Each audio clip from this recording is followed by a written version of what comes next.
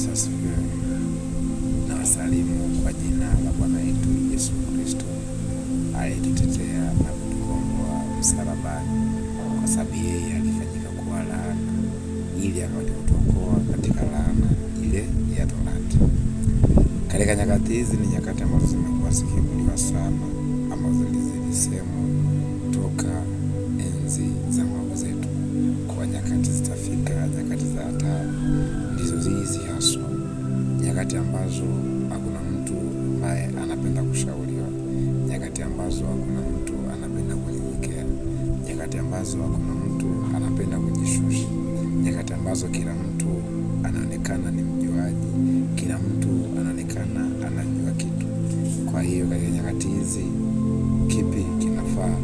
Yatufaa sana tuyaishi mapenzi ya Mwenyezi Mungu, yatufaa sana tuishi kwa upendo, kwa sababu pasina upendo Mungu yutambatili mtu. Yatufaa sana tuishi katika mapenzi ya Kristo, yatufaa sana tuenende katika njia ya Yesu Kristo, maana yeye anasema yeyote asizishika amri zilizo ndogo, na katika ufalme wa mbinguni ataonekana mdogo kabisa, lakini atakayeshika amri hizi zilizo ndogo katika ufalme wa mbinguni atachukuliwa ni mkubwa kuliko wote. Amri hizo ni zipi? Ambazo Yesu Kristo alisema. Kwa hiyo yatupasa kuwa na moyo safi katika yote, maana wenye moyo safi hao ndio watakaomwona Mungu. Hawezi kumwona Mungu maana Mungu hawezi kumwona Mungu na moyo ambao hauna upendo ndani, maana Mungu wetu aombe atakamwona mali. Kuwa na mali sio kitu cha kuweza kukumba wewe utaenda mbinguni, lakini Mungu anaangalia moyo mkunjufu, moyo wenye utii, moyo ulio safi, moyo ulio safi katika mapenzi ya Mwenyezi Mungu na katika ufalme wa Mwenyezi Mungu. Wote wenye moyo huu lazima wataona ufalme wake, maana imeandikwa, wale wenye moyo safi hao watamwona Mungu. Bwana Yesu asifiwe.